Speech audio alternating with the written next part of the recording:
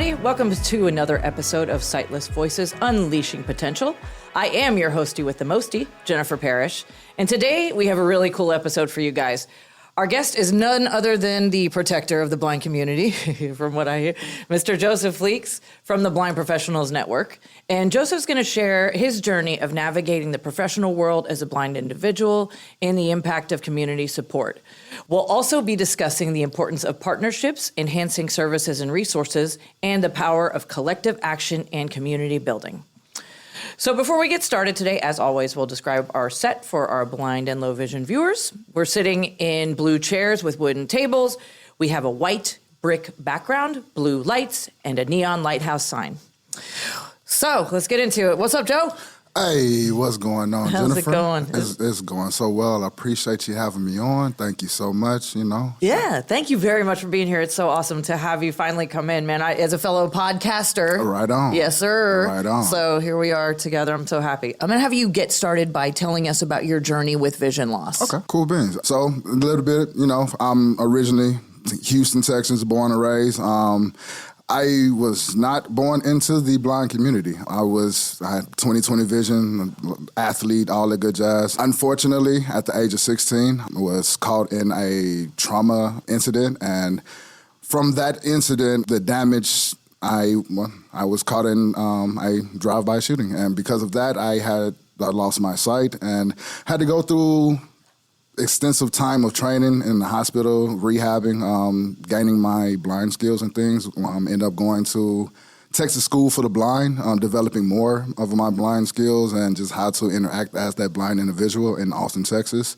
Lived out there for a little bit. Attended school, ACC, Austin Community College, and then ended up coming back home to Houston, where I went to U of H for the remainder time, received my bachelor's and things, kind of navigated through that way. And yeah, that's kind of my journey. Went from 16 and just losing that sight and just kind of had to navigate the rest of my adolescence into my adult years under the blind individual title, and just was able to kind of grow and develop doing to the support. I met Joe when he was 22 years old, and I think it just gotten back to Houston, just right? Got back to Houston. Yeah, so we've known each other a little bit. Yeah, he played beat ball with the rest of us, but for the Bayou City Heat back in the day.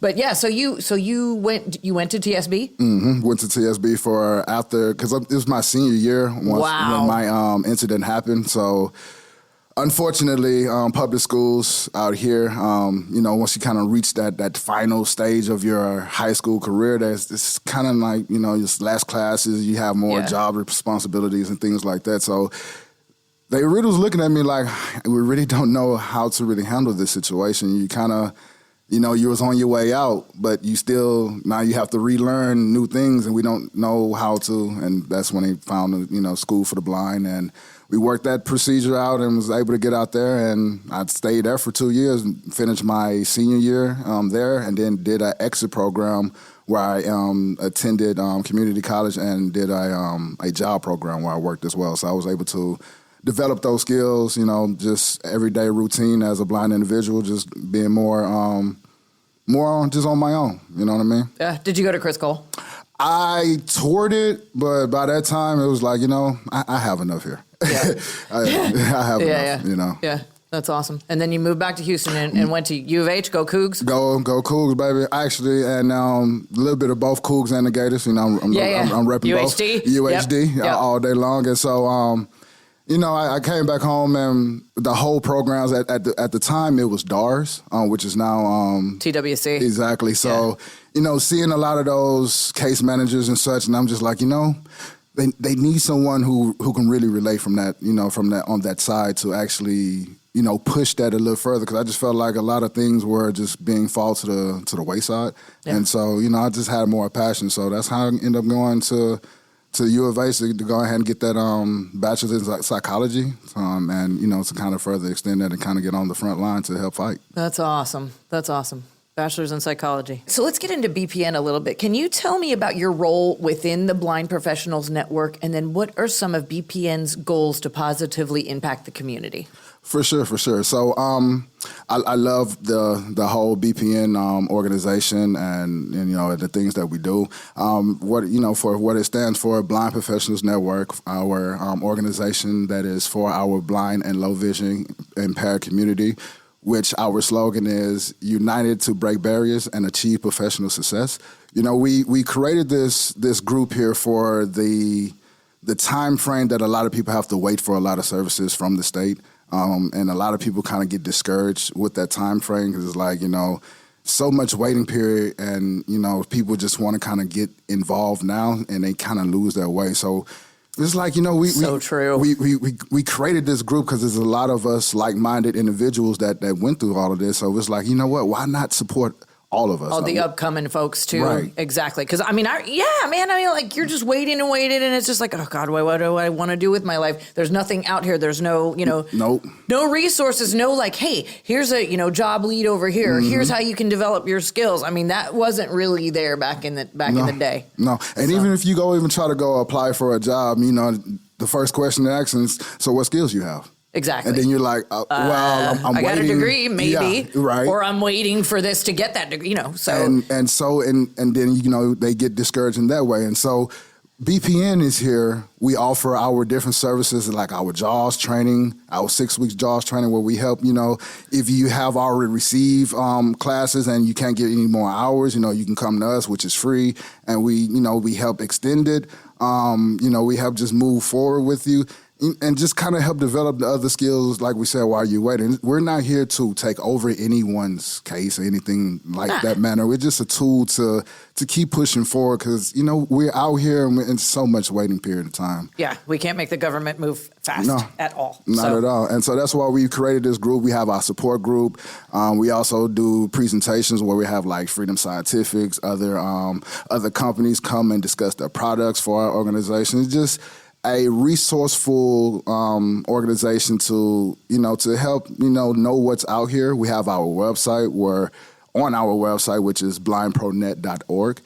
We have our resource page where we have other organizations, no matter where you can be at. You can be in another part of the nation, and most likely we'll have some people out there that can help you with some resources.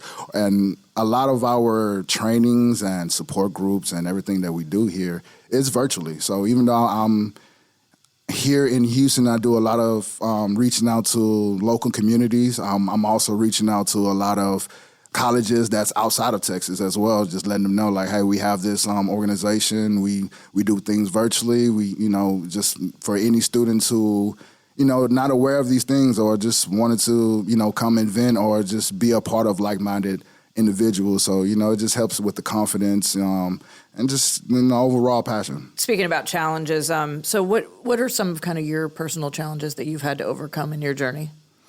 I mean, I had to overcome many different ones. The first thing was just respecting the cane. Yep. You know what I'm saying? As I know all about coming that. from the sighted sighted world, I was really trying to keep my sighted personality. And then I had to realize because me putting this cane in my hand doesn't change how my personality is. It allows me to actually extend that personality to what it needs to be instead of just cutting it short and being timid or just being, hesitant in so many ways. And I just feel like that kind of pours into other parts of the life and, just first respecting the cane builds a lot of confidence to help you step further in so many more ways. It's so true.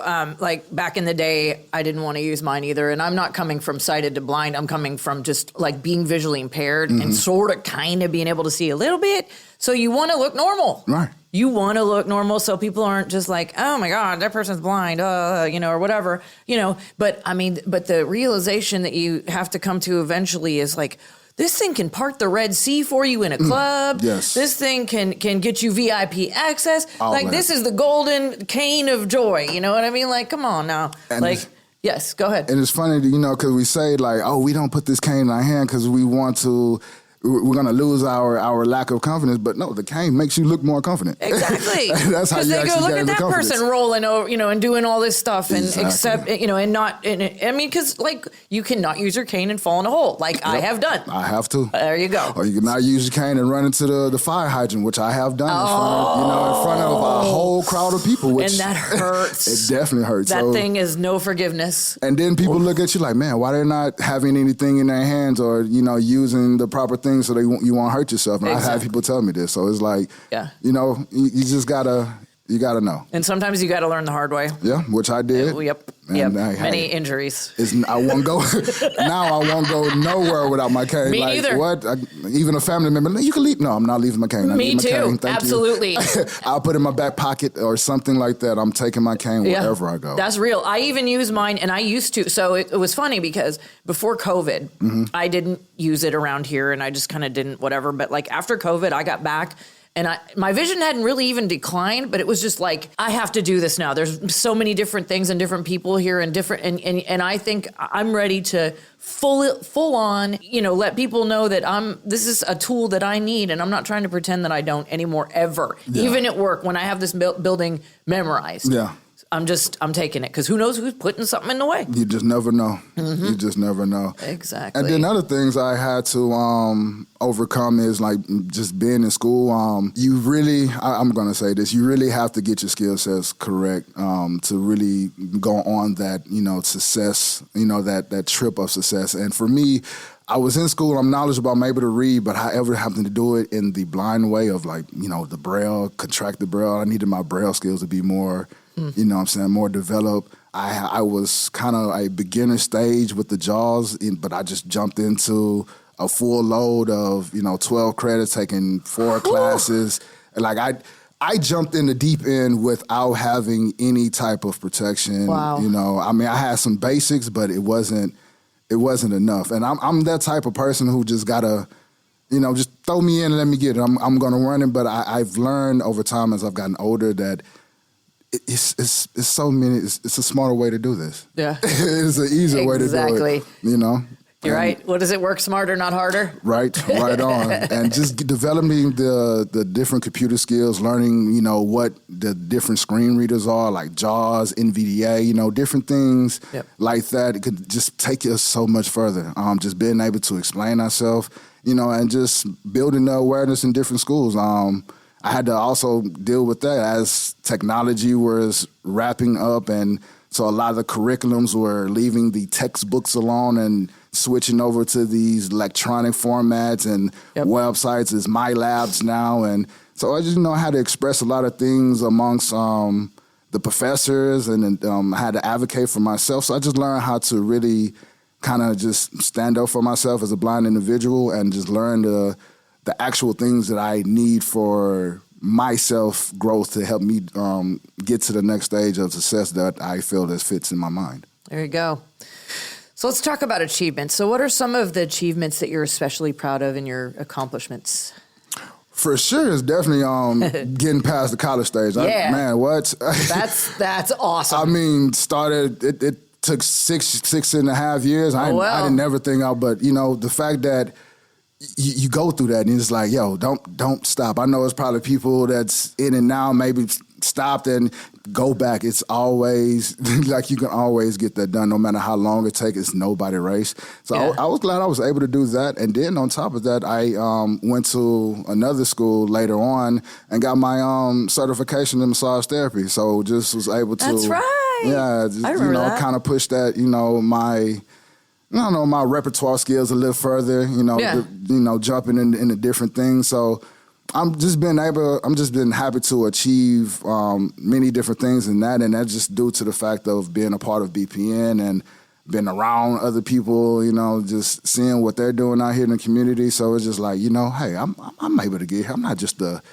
jock that Exactly. Exactly. That's awesome. That's so awesome that you. Full disclosure, I don't have my degree yet. So there you go. But I don't like school. So.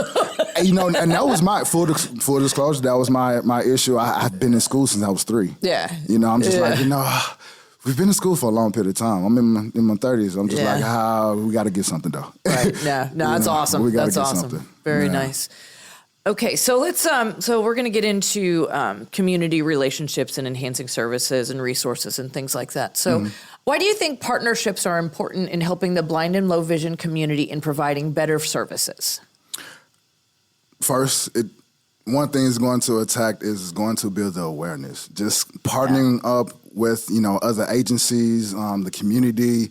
It just lets the community know how to further interact with us and to know that we're out here. And so, and also develop a strategy on how to, have more things to make the community more of an inclusive for everyone, and not just a, being a sighted world or, in that type of jazz, because everybody, have their opinions on how the community is and such. So I really feel partnering up with just different colleges, different schools, organizations, it just helps build that awareness and helps strengthen that inclusiveness amongst the community. The Lighthouse of Houston has hosted a couple events, job fairs and things like that BPN has been involved in. Tell us a little bit about your experience and then how events like ours and then White Cane Safety Day and the Haven Expo and how they've impacted the blind and low vision community. For sure, definitely just us being able to have these different events, like at the University of Houston. Yeah.